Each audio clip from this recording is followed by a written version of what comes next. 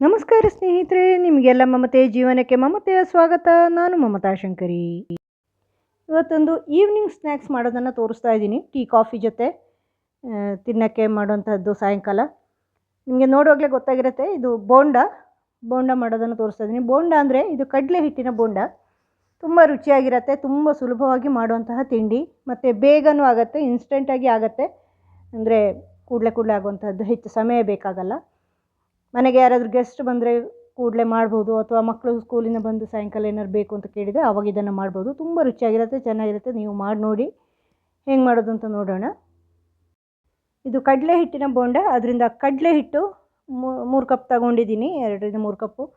ನೀವು ಬೇಕಾದಂಗೆ ನಿಮಗೆ ಎಷ್ಟು ಬೇಕೋ ಅಷ್ಟು ಕ್ವಾಂಟಿಟಿಯಲ್ಲೇ ತೊಗೊಂಡು ಮಾಡ್ಬೋದು. ಬರೀ ಕಡಲೆ ಹಿಟ್ಟೇ ಮಾಡೋದು, ಇದು ಬೇರೇನಲ್ಲ.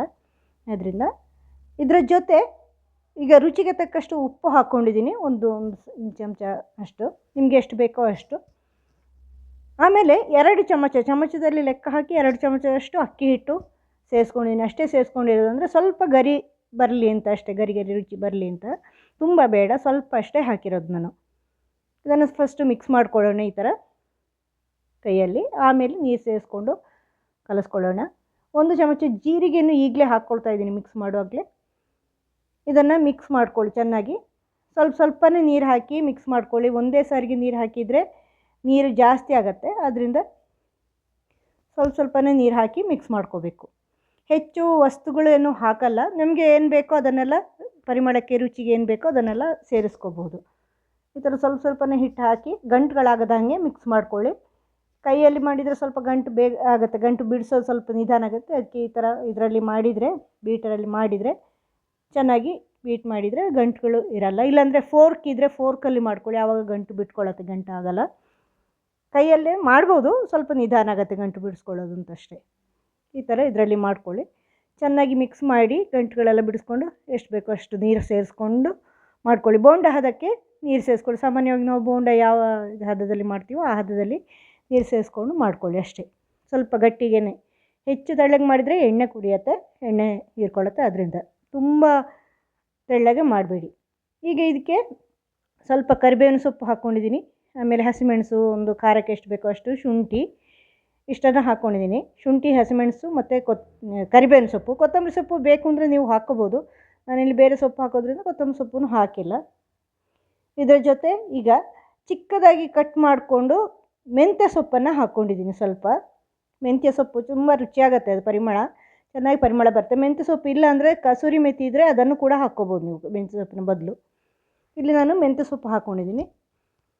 ಆಮೇಲೆ ಸ್ವಲ್ಪ ಈ ಸಬ್ಸಿಗೆ ಸೊಪ್ಪು ಇದೆ ಅಲ್ವಾ, ಅದನ್ನು ಕಟ್ ಮಾಡಿ ಹಾಕ್ಕೊಂಡಿದ್ದೀನಿ. ಆದ್ದರಿಂದ ನಾನು ಕೊತ್ತಂಬರಿ ಸೊಪ್ಪು ಹಾಕಿಲ್ಲ, ಕರಿಬೇವಿನ ಸೊಪ್ಪು ಹಾಕಿದ್ದೀನಿ, ಕೊತ್ತಂಬರಿ ಸೊಪ್ಪು ಹಾಕ್ಕೊಂಡಿಲ್ಲ.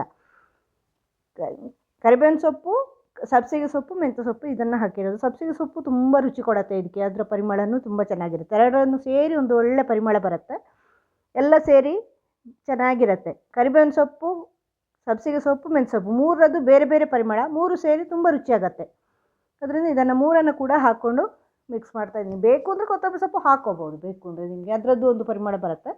ಎಲ್ಲವೂ ಬೇಡ ಅಂತ ನಾನು ಇಷ್ಟೇ ಹಾಕಿರೋದು ಅಷ್ಟೇ. ಸ್ವಲ್ಪ ಇಂಗು ಸೇರಿಸ್ಕೊಳ್ಳಿ, ನಾನಿಲ್ಲಿ ಇಂಗು ತೋರಿಸಿಲ್ಲ. ಸ್ವಲ್ಪ 1/4 ಚಮಚದಷ್ಟು ಅಡುಗೆ ಸೋಡಾ ಹಾಕ್ಕೊಂಡಿದ್ದೀನಿ.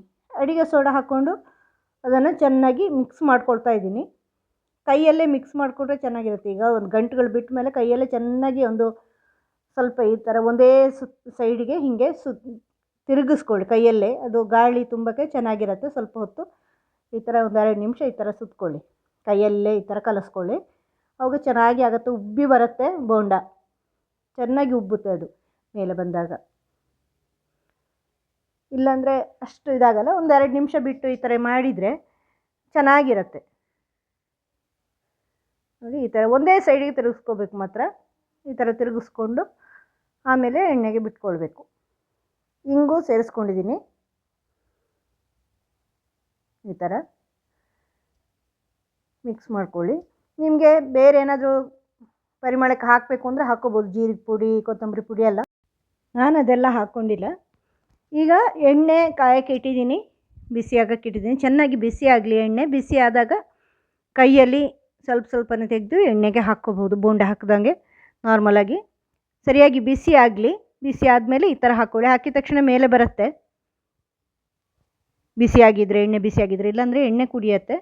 ಅದನ್ನು ಸಿಮ್ಮಲ್ಲಿ ಇಟ್ಕೊಳ್ಳಿ. ಇದು ಬೋಂಡ ಹಾಕುವಾಗ ಉರಿ ತುಂಬ ಚಿಕ್ಕದಾಗಿ ಇಟ್ಕೋಬೇಕಿಲ್ಲ, ಕೈಗೆ ಬಿಸಿ ತಾಗುತ್ತೆ.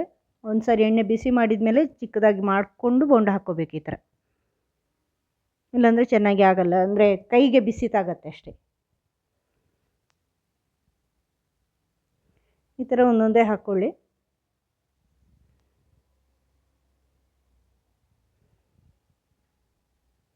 ಇದು ಕೆಂಪಗಾಗುವವರೆಗೂ ಫ್ರೈ ಮಾಡ್ಕೊಳ್ಳಿ. ಎಲ್ಲ ಹಾಕಿ ಆದಮೇಲೆ ಎಣ್ಣೆಗೆ ಎಷ್ಟಾಗುತ್ತೋ ಅಷ್ಟು ಹಾಕ್ಕೊಳ್ಳಿ. ಈ ಥರ ಎಣ್ಣೆಗೆ ಜಾಗ ಇರೋಷ್ಟು ಹಾಕ್ಕೋಬೋದು ನೀವು. ಆಮೇಲೆ ಅದು ಚೆನ್ನಾಗಿ ಆಗುತ್ತೆ, ಉಬ್ಬಿ ಬಂದಾಗ ಇದಾಗುತ್ತೆ, ತಿರುವಿ ಜಾಗ ಆಗುತ್ತೆ. ಅಲ್ಲಿ ಸ್ವಲ್ಪ ಹೊತ್ತು ಬಿಟ್ಟ ಮೇಲೆ ಅದು ಮೇಲೆ ಬಂದ ಮೇಲೇ ನೀವು ತಿರುವಿ ಹಾಕಬೇಕು. ನೀವು ಎಣ್ಣೆ ಕಡಿಮೆ ಇದ್ದರೆ ಅದು ಮೇಲೆ ಬರಲ್ಲ, ಆವಾಗ ಎಣ್ಣೆ ಎಲ್ಲ ಕುಡಿಯುತ್ತೆ. ಅಂದರೆ ಎಣ್ಣೆ ಬಿಸಿ ಕಡಿಮೆ ಇದ್ದರೆ, ಬಿಸಿ ಆಗಬೇಕು, ಚೆನ್ನಾಗಿ ಬಿಸಿ ಆಗಿರಬೇಕು ಎಣ್ಣೆ. ಮೀಡಿಯಮ್ ಫ್ಲೇಮಲ್ಲೇ ಇದನ್ನು ಮಾಡ್ಕೋಬೇಕು. ತುಂಬ ಹೈ ಫ್ಲೇಮ್ ಮಾಡಿದರೆ ಬೇಗ ಸೀದೋಗುತ್ತೆ. ಈ ಥರ ತಿರುವಿ ಹಾಕ್ಕೊಳ್ಳಿ, ಕೆಂಪಗಾಗೋವರೆಗೂ ಫ್ರೈ ಮಾಡ್ಕೊಳ್ಳಿ. ಚೆನ್ನಾಗಿ ಮೀಡಿಯಮ್ ಫ್ಲೇಮಲ್ಲಿ ಫ್ರೈ ಮಾಡ್ಕೊಳ್ಳಿ. ಸಾಯಂಕಾಲ ತಿಂಡಿಗೆ ಕಾಫಿ ಜೊತೆ ಬಿಸಿ ಬಿಸಿಯಾಗಿ ಚೆನ್ನಾಗಿರುತ್ತೆ ಇದು. ನೋಡಿ ಈ ಥರ ಬರುತ್ತೆ. ಕೆಂಪಗಾಗುವವರೆಗೂ ಈ ಥರ ಫ್ರೈ ಮಾಡ್ಕೊಳ್ಳಿ. ಒಳ್ಳೆ ಉಬ್ಬಿ ಬರುತ್ತೆ ಇದು, ಚೆನ್ನಾಗಿರುತ್ತೆ ಕಾಫಿ ಟೀ ಜೊತೆ ತಿನ್ನೋಕ್ಕೆ. ಸಾಯಂಕಾಲ ಹೊತ್ತಿಗೆ ಬೇಗ ಆಗುತ್ತೆ ನೋಡಿ, ಏನು ಕೆಲಸ ಇಲ್ಲ. ಬರೀ ಕಡಲೆ ಹಿಟ್ಟು, ಸ್ವಲ್ಪ ಅಡುಗೆ ಸೋಡಾ ಹಾಕಿ ಒಂದು 2 ನಿಮಿಷ ಬಿಟ್ಟರೆ ಸಾಕು, ಚೆನ್ನಾಗಿ ಉಬ್ಬಿ ಬರುತ್ತೆ, ಚೆನ್ನಾಗಿರುತ್ತೆ. ನೀವು ಮಾಡಿ ನೋಡಿ, ತುಂಬ ಸುಲಭ, ಇನ್ಸ್ಟೆಂಟಾಗಿ ಆಗುತ್ತೆ. ಮನೆಗೆ ನೆಂಟರು ಯಾರಾದ್ರು ಬಂದ್ರೂ ಮಾಡ್ಕೋಬೋದು, ಮಕ್ಕಳಿಗೂ ಮಾಡಿಕೊಡ್ಬೋದು. ತುಂಬ ಚೆನ್ನಾಗಿರುತ್ತೆ, ರುಚಿಯಾಗಿರುತ್ತೆ. ನೀವು ಮಾಡಿ ನೋಡಿ, ನಿಮಗೂ ಇಷ್ಟ ಆಗುತ್ತೆ. ಇದು ವಿಡಿಯೋ ನಿಮಗೆ ಇಷ್ಟ ಆಯಿತು ಅಂತ ಅನ್ಕೋತೀನಿ. ವಿಡಿಯೋ ಇಷ್ಟ ಆದರೆ ಲೈಕ್ ಮಾಡೋದು ಮರಿಬೇಡಿ. ಅದೇ ರೀತಿ ಕಮೆಂಟ್ ಮಾಡಿ ತಿಳಿಸಿ ನಿಮ್ಗೆ ಹೆಂಗೆ ಅನ್ನಿಸ್ತು ಅಂತ. ಚಾನಲ್ ಇದುವರೆಗೆ ಸಬ್ಸ್ಕ್ರೈಬ್ ಮಾಡಿಲ್ಲ ಅಂದರೆ ಸಬ್ಸ್ಕ್ರೈಬ್ ಮಾಡಿ. ಮುಂದಿನ ವಿಡಿಯೋದೊಂದಿಗೆ ಭೇಟಿಯಾಗೋಣ. Thank you.